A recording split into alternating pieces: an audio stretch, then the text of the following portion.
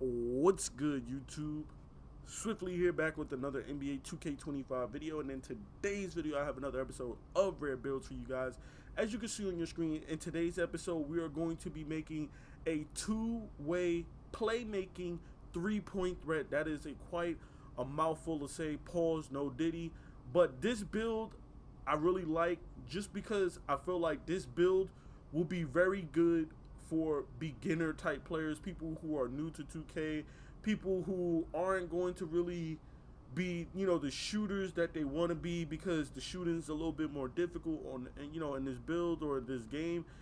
I got a build for you, okay? You will still be able to have fun in 2K, and you will still be able to impact the game even if you aren't the greatest shooter. So with that being said, let's jump right into this build.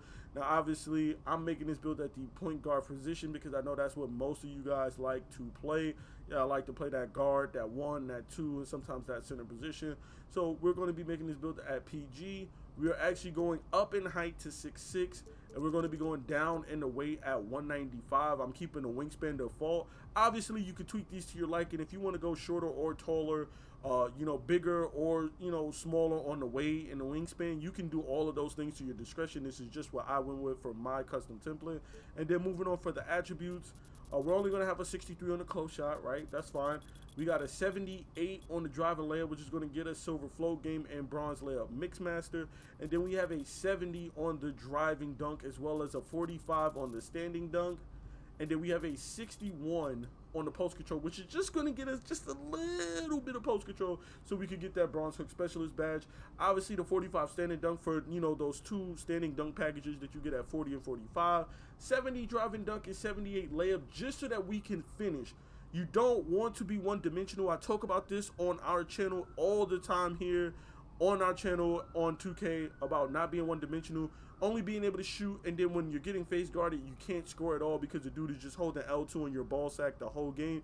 You don't want that, okay? If the ball is not in your hand, you want to be able to like set a off ball or down screen or something like that, and then roll to the basket and maybe get a little backdoor layup, dunk, alley-oop, something. That's what this finishing is for. So that you can, get something when somebody else is face guarding you, or maybe they put the lock on you or something like that. You want to have your options. Moving on to shooting. Again, not the greatest shooting, but I know you're looking at this build because, or you're still watching this video because you aren't the greatest shooter. So you want to be able to impact, but you can't not just have no shooting. Not as a guard or a wing player. As a center, cool. You can leave this green area alone as a center if you want to be inside. That's perfectly fine.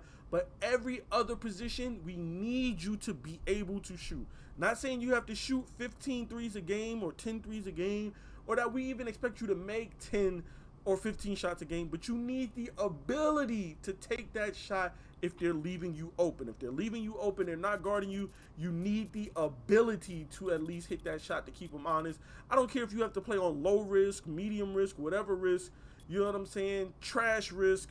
Hey, I need you to be able to hit that shot. So we're going 71 mid-range, we're going 78 on the 3-ball, and then we're going 75 on the free throw. That right there is just enough shooting to get by. You got silver set shot specialist, you got bronze dead eye.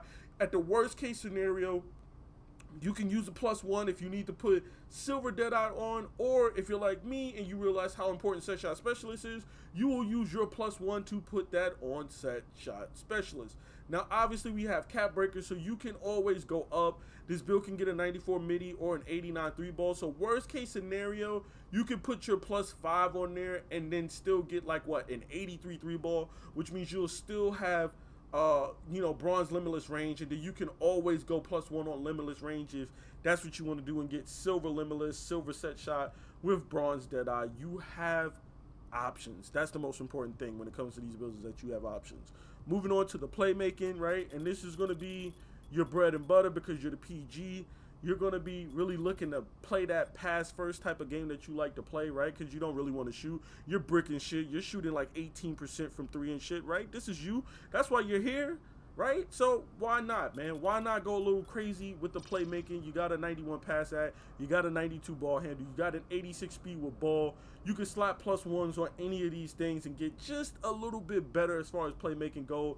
Bailout, versatile visionary, break starter, dimer, ankle assassin, handles for days, gold unpluckable, and gold lightning launch. If I was slapping +1 on any of these things, it would probably be versatile visionary, if I'm pass first, or even, Hall of Fame lightning launch, just so that I could get those quicker, launch animations, get to the rim so I can dot something, or even a gold bailout is nice too. I'm not gonna hold you, but you have options. And then finally for our defense, we're looking at a 60 interior defense, which isn't too crazy, but at 6'6", that's gonna be enough to stop somebody that's trying to rim run you or lay you, down low in the paint, and they're 6'3", they're 6'2", they're 5'9", they're 5'11", they're 6'4". You being 6'6" with a little 60 interior defense, you're going to make them miss more often than you think, honestly, especially if they're doing those standing layups where they just pump fake 72 times and then go up.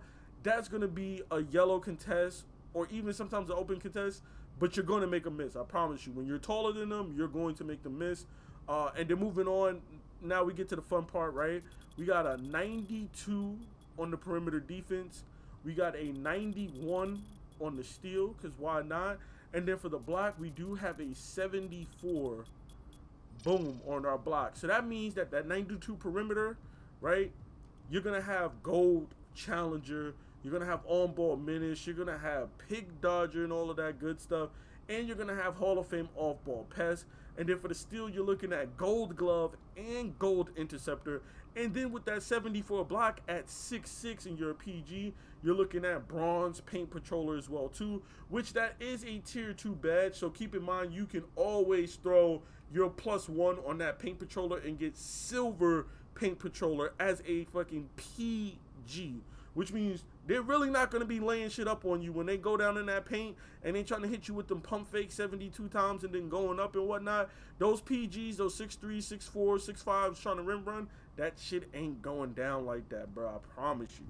26 on the O board, 60 on the D board, because we are 6'6", and we do have a 6'10" wingspan, so we do want to come in there and snag some boards here and there. You're not going to be Shaq, you're not going to be Andre Drummond, you're not going to be Jokic, you're not going to be Luka, but you will be able to come down there and grab some boards. That's the main thing, right? Then for our physicals, we're looking at 81 speed, we're looking at 80 agility, we're looking at a 63 strength, and then finally a 51 on the vertical. Nothing crazy. I mean, we're not going to have crazy high rebounding, and we're not going to have crazy high driving dunk or anything like that, so we don't need a ridiculous vertical on this build. For the strength, same thing. We just wanted enough strength so we could get physical finisher and strong handle, just so that we can get past people and get to the rim. And of course, when we get pulled out of those dunks, you want that physical finisher badge to pop up so that you can finish through contact. And then obviously the agility for on-ball menace, pick dodger, and shifty shooter. And then that 81 speed getting us silver slippery off-ball. And then of course, when we create our build, you'll see the shades of, you see Shai Gilgeous-Alexander, we see Lonzo Ball, and we see Jalen Suggs as well too from the Orlando Magic. And then of course, we have our build name, which is the two-way playmaking 3-point threat. There you have it. This is my two-way playmaking 3-point threat build for NBA 2K25. Please be sure to drop a like, comment, and subscribe for more NBA 2K25 content. And of course, more rare builds like this. I'm out, y'all. Catch you on the next one. Peace.